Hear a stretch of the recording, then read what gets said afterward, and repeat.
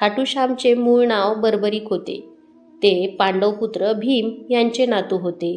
त्यांच्याकडे भगवान शिवाकडून मिळालेले 3 विशेष बाण होते, ज्यामुळे ते कोणत्याही युद्धाचा निकाल एका क्षणात बदलू शकत होते. जेव्हा महाभारत युद्ध सुरू झाले तेव्हा बर्बरिक युद्धाला जाण्यासाठी निघाले. त्यांनी आपल्या आईला वचन दिले होते की जो पक्ष युद्धात हारेल साथ देईल. भगवान श्रीकृष्णांना हे ठाऊक होते की युद्धात कौरव हरणार आहेत आणि जर बर्बरिक त्यांना जाऊन मिळाले तर पांडवांचा विजय अशक्य होईल.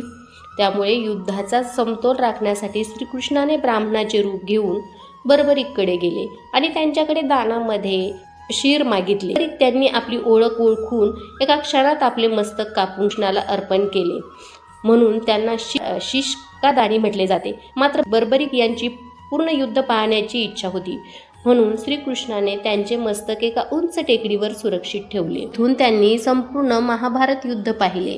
युद्ध संपल्यानंतर श्रीकृष्णाने त्यांचे शीर राजस्थानमधील खाटू येथील एका नदीत विसर्जित केले.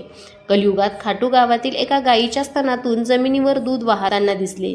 तिथे खोदकामानंतर बर्बरिकाचे शीर सापडले.